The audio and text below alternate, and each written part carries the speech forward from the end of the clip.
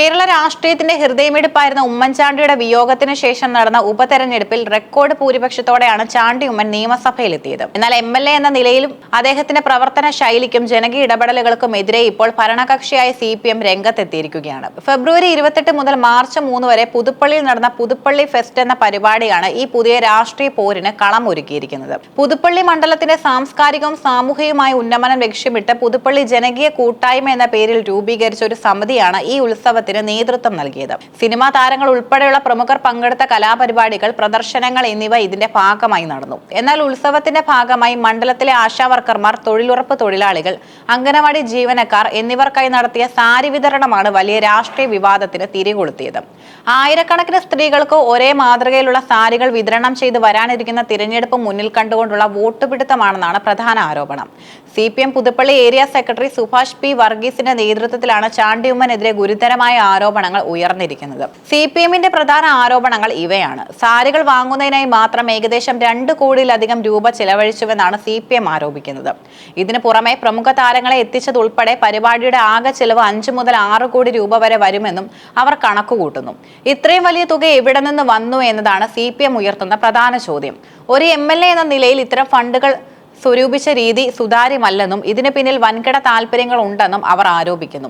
ഒരു സാംസ്കാരിക സംഘടന എന്ന നിലയിൽ രജിസ്റ്റർ ചെയ്യപ്പെടാത്ത ജനകീയ കൂട്ടായ്മയുടെ പേരിൽ പരിപാടി നടത്തിയത് കൃത്യമായ ഓഡിറ്റിംഗ് ഒഴിവാക്കാനാണെന്നും CPM വാദിക്കുന്നു. സർക്കാർ ഫണ്ടോ ഔദ്യോഗിക സംവിധാനങ്ങളോ ഉപയോഗിക്കാതെ ഇത്തരം ധൂർത്ത് നടത്തുന്നത് ജനങ്ങളെ കബളിപ്പിക്കാനാണെന്നാണ് ഇവരുടെ പക്ഷം. തമിഴ്നാട്ടിലെ രാഷ്ട്രീയ പാർട്ടികൾ വോട്ടർമാർക്ക് സമ്മാനങ്ങൾ നൽകി സ്വാധീനിക്കുന്ന രീതിയാണ് ചാണ്ടി ഉമ്മൻ കേരളത്തിൽ പയറ്റുന്നതെന്നും ഇത് ജനാധിപത്യത്തിന് ഭൂഷണമല്ലെന്നും CPM വിമർശിക്കുന്നു. CPMന്റെ ആരോപണങ്ങൾക്ക് അപ്പോൾ തന്നെ കൃത്യമായി മറുപടിയുമായി ചാണ്ടി ഉമ്മൻ MLAയും രംഗത്തെത്തി. ഭയപ്പെടാൻ ഒന്നുമില്ലാത്തതുകൊണ്ട് ഏത് അന്വേഷണത്തെയും നേരിടാൻ തയ്യാറാണെന്നാണ് അദ്ദേഹത്തിന്റെ നിലപാട്. കേരളത്തിലെ അന്വേഷണ ഏജൻസികളും വിജിലൻസും പോലീസും എല്ലാം LDF സർക്കാരിന്റെ കീഴിലാണെന്നും എന്തെങ്കിലും തരത്തിലുള്ള സാമ്പത്തിക ക്രമക്കേട് നടന്നുവെന്ന് ബോധ്യമുണ്ടെങ്കിൽ സർക്കാർ അന്വേഷണം പ്രഖ്യാപിക്കട്ടെ എന്നും അദ്ദേഹം വെല്ലുവിളിച്ചു. സാരികൾ വാങ്ങിയതുമായി ബന്ധപ്പെട്ട ഓരോ ബില്ലും തന്റെ കൈവശമുണ്ടെന്നും ആവശ്യപ്പെട്ടാൽ അവ പൊതുസമൂഹത്തിന് മുന്നിൽ ഹാജരാക്കാൻ തയ്യാറാണെന്നും അദ്ദേഹം വ്യക്തമാക്കി.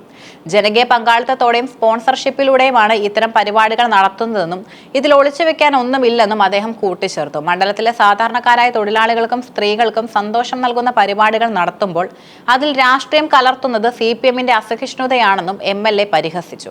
പുതുപ്പള്ളി മണ്ഡലം എക്കാലത്തും കോൺഗ്രസിന്റെ ഉറച്ച കോട്ടയാണ്. എന്നാൽ ഓരോ നീക്കത്തെയും രാഷ്ട്രീയമായി പ്രതിരോധിക്കുക എന്നത് CPMന്റെ തന്ത്രമാണ്. വരാനിരിക്കുന്ന പാർലമെന്റ് തിരഞ്ഞെടുപ്പ് മുന്നിൽ കണ്ട് വോട്ടർമാർക്കിടയിൽ MLAയുടെ പ്രതിച്ഛായ തകർക്കുക എന്നതാണ് CPM ഈ വിവാദത്തിലൂടെ ലക്ഷ്യമിടുന്നതെന്നും രാഷ്ട്രീയ നിരീക്ഷകർ കരുതുന്നു. അതേസമയം ഉമ്മൻചാണ്ടി തുടങ്ങിവെച്ച ജനസമ്പർക്ക പരിപാടികളുടെയും ജനകീയ ഇടപെടലുകളുടെയും തുടർച്ചയായാണ് ചാണ്ടി ഉമ്മൻ ഇത്തരം പരിപാടികളെ കാണുന്നത്. രജിസ്റ്റർ ചെയ്യാത്ത സംഘടനകളുടെ പേരിൽ പണം പിരിക്കുന്നത് നിയമവിരുദ്ധമാണെന്ന് ചൂണ്ടിക്കാട്ടി CPM നിയമ നടപടികൾക്കും ആലോചിക്കുന്നുണ്ട്. എന്നാൽ രാഷ്ട്രീയമായി ഇത്തരം ആരോപണങ്ങൾ പുതുപ്പള്ളിയിലെ വോട്ടർമാർക്കിടയിൽ എത്രത്തോളം സ്വാധീനം ചെലുത്തുമെന്ന് കണ്ടറിയണം. ഉമ്മൻചാണ്ടിയുടെ ഓർമ്മകൾ ഇപ്പോഴും സജീവമായ മണ്ഡലത്തിൽ അദ്ദേഹത്തിന്റെ മകനെതിരെയുള്ള വ്യക്തിപരമായ ആക്രമണങ്ങൾ പലപ്പോഴും കോൺഗ്രസിന് അനുകൂലമായ വികാരം സൃഷ്ടിക്കാറുണ്ട് എന്നതും ശ്രദ്ധേയമാണ്. ഈ വിവാദം വിരൽ ചൂണ്ടുന്നത് രാഷ്ട്രീയമായി നേതാക്കളുടെ നേതൃത്വത്തിൽ നടക്കുന്ന സ്വകാര്യ കൂട്ടായ്മയുടെ സാമ്പത്തിക സുതാര്യതയിലേക്കാണ്. ഇത്തരം സംഘടനകൾക്ക് നിയമപരമായ രജിസ്ട്രേഷൻ ഇല്ലെങ്കിൽ അവയുടെ സാമ്പത്തിക ഇടപാടുകൾ ചോദ്യം ചെയ്യപ്പെടാൻ സാധ്യതയുണ്ട്. എന്നാൽ സാംസ്കാരിക കൂട്ടായ്മകൾ എന്ന നിലയിൽ ഇത്തരം പ്രവർത്തനങ്ങൾക്ക് കേരളത്തിൽ വലിയൊരു ചരിത്രവുമുണ്ട്. വരും ദിവസങ്ങളിൽ കൂടുതൽ രേഖകൾ പുറത്തുവിടാൻ കോൺഗ്രസും പ്രക്ഷോഭം ശക്തമാക്കാൻ CPMും തീരുമാനിച്ചതോടെ പുതുപ്പള്ളിയിലെ സാരി വിവാദം അടുത്തു തന്നെ അവസാനിക്കാൻ സാധ്യതയില്ല. പുതുപ്പള്ളിയിൽ അരങ്ങേറുന്നത് കേവലം ഒരു ഉത്സവത്തെക്കുറിച്ചുള്ള തർക്കമല്ല, മറിച്ച് 2 രാഷ്ട്രീയ ദർശനങ്ങൾ തമ്മിലുള്ള പോരാട്ടമാണ്.